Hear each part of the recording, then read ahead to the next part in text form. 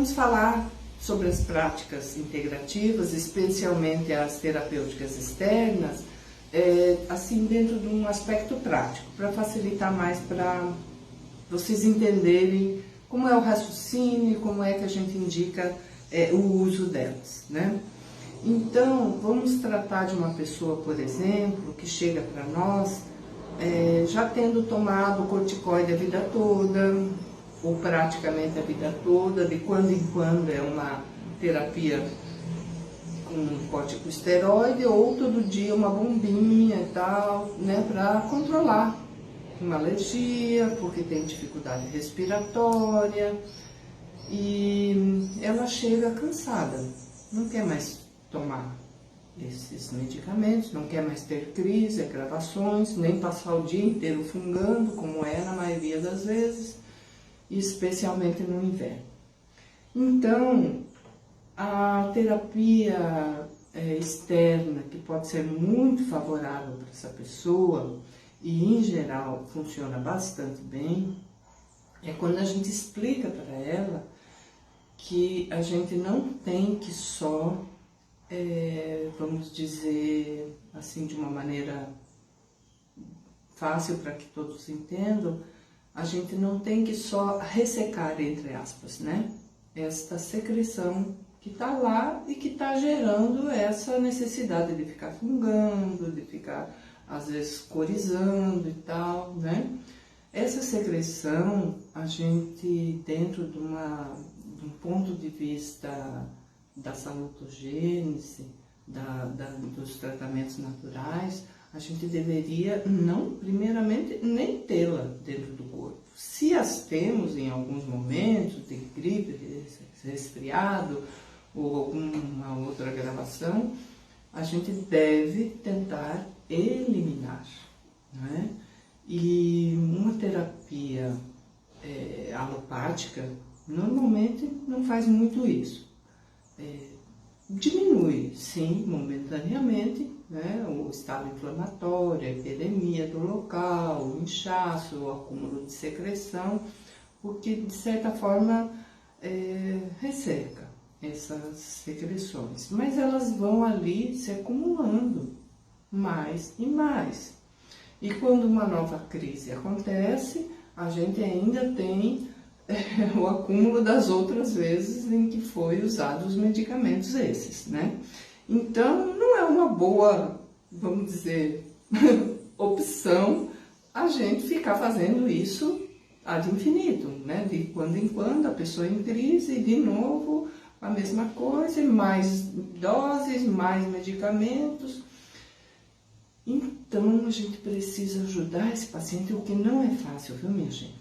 Como é que diminui a secreção dentro do corpo? Isso na medicina chinesa a gente chama fleuma, umidade, é uma coisa das mais delicadas para tratar, porque a vida da gente acumula, vamos dizer, essas impurezas no dia a dia. Mais ainda, quando a pessoa tem uma dieta não tão boa, né, baseada em laticínios, queijos, leite, em açúcar branco, em trigo branco refinado, e esses alimentos, eles são muito chamados mucogênicos. Eles são alimentos mucogênicos. Eles acumulam secreção, eles acumulam muco dentro do corpo. Eles fazem com que essa umidade em excesso que a pessoa está retendo não saia.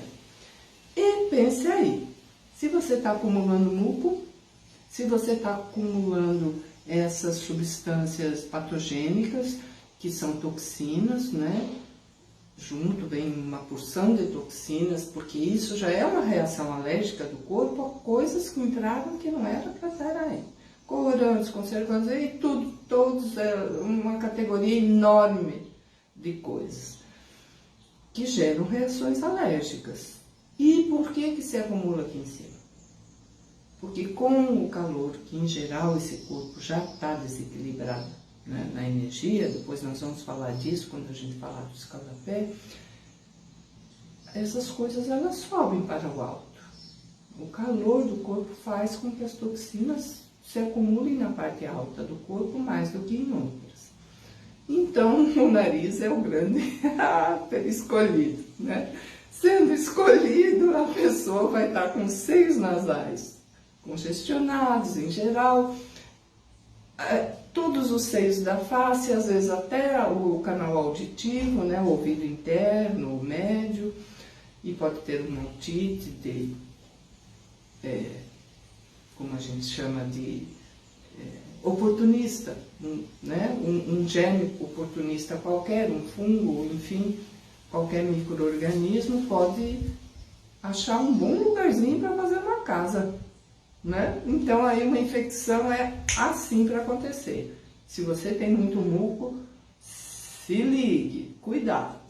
Vamos fazer práticas que retirem essa secreção. Vou explicar aqui algumas. Uma das práticas que vai ajudar a tirar essa secreção é, em vez de o tempo todo, né? A pessoa que tem uma alergia dessa, ela fica o tempo todo aspirando de novo. Não, o movimento é para ser o oposto. Nós temos que eliminar. Só que a pessoa não faz esse movimento porque está seco e agarrado. Na verdade, ela vai expirar o quê? Ela praticamente não tem, às vezes é só uma aguazinha mesmo, que a gente precisa fazer esse catarro, entre aspas, amadurecer, é um dos pontos. E o outro é inalar umidade, inalar o soro, inalar uma erva aromática, uma hortelã, um manjericão, uma favaca de caboclo, inalar um óleo essencial. Na aromaterapia temos, nesse caso, o alecrim é muito bom, o tea tree, que é a melaleuca alternatifolia, que ela é muito antisséptica, e toda essa inalação, junto com esses itens aí que eu falei, e com vários outros que a gente também pode usar, e daí isso depende de uma avaliação individualizada.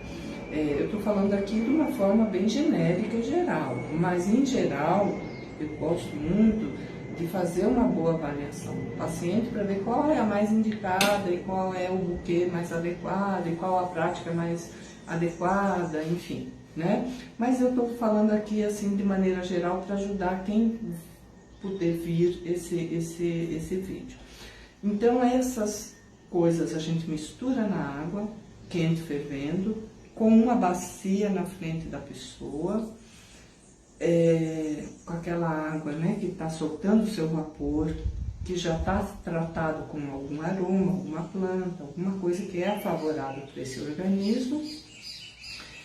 A pessoa põe uma toalha em cima da cabeça e fica o mais que puder ali aspirando aquele vapor terapêutico. Esse vapor vai entrando nos sinos, vai entrando nos espaços da face onde precisa ser tratado. E devagarinho a pessoa virá aí eliminando isso. Aí ela tem que ter um novo hábito. Em vez de aspirar, tentar o mais que puder eliminar. Em geral vem pelo nariz, mas também pode vir pela garganta. Em alguns poucos casos também o ouvido pode ficar afetado e a pessoa às vezes pode ter um aumento da secreção, da cera, né? E isso tudo é muito favorável, a pessoa não tem que achar ruim, vou pro médico porque aumentou, Não, é bem a hora, né, de uma coisa muito favorável, só que não é a mais, vamos dizer, agradável, né? A pessoa tem que eliminar essas secreções, mas é muito melhor do que ficar guardando lá para depois um dia, como esses dias eu tive uma paciente já de seus 60 e pouco, 70 anos, eu acho. Não, essa senhorinha tinha 81. Essa senhorinha teve que fazer uma cirurgia delicadíssima, perto do olho. Essas secreções foram se acumulando, né? Ao longo da vida é assim, especialmente com as terapêuticas, né, corticoides.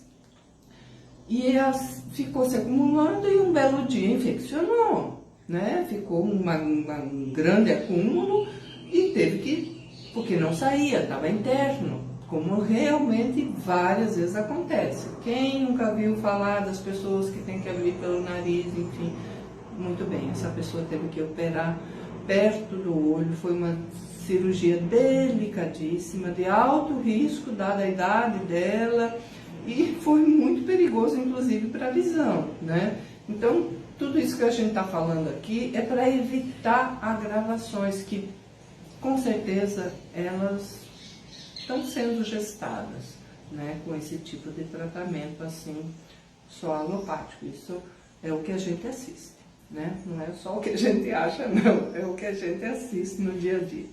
Muito bem. Então, a inalação é o primeiro item, né? Ingerir alguns chás que façam uma melhora de todo esse funcionamento metabólico do organismo, que ajudem a fazer uma broncodilatação, que melhorem a asepsia, né, das vias respiratórias aéreas superiores. E vou falar de uma outra coisa que parece que não tem nada a ver agora, mas tem, viu? E vou mostrar para vocês que tem. Então, vou falar do escaldapé e da aplicação do cone de cera no ouvido, que são dois complementos maravilhosos para uma situação dessa.